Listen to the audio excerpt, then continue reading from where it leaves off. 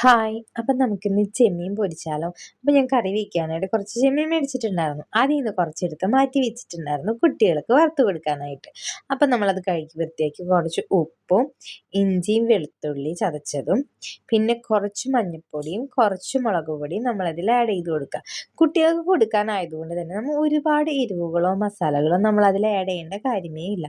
അത് കഴിഞ്ഞിട്ട് കുറച്ച് കുരുമുളക് ചതച്ച് അതിലിട്ട് കൊടുക്കുക. അത് കഴിഞ്ഞിട്ട് രണ്ടും നന്നായി കൈകൊണ്ട് മിക്സ് ചെയ്ത് 5-10 മിനിറ്റോ റെസ്റ്റ് ചെയ്യാൻ വയ്ക്കുക. അതൊന്ന് റെഡിയായി വരുമ്പോഴേക്കും ഒരു ചട്ടി എടുത്തിട്ട് അതിൽ വാഴയില നിരത്തുക. അതിനുശേഷം അതിലേക്ക് കുറച്ച് ഓയിൽ ഒഴിച്ച് കുറച്ച് കറിവേപ്പില ഇട്ട് എണ്ണ ഒന്ന് ചൂടായി വരുമ്പോൾ അതിൻ്റെ മുകളിലേക്കായിട്ട് നമുക്ക് ഈ ചെമ്മീൻ ഇട്ട് കൊടുക്കാം.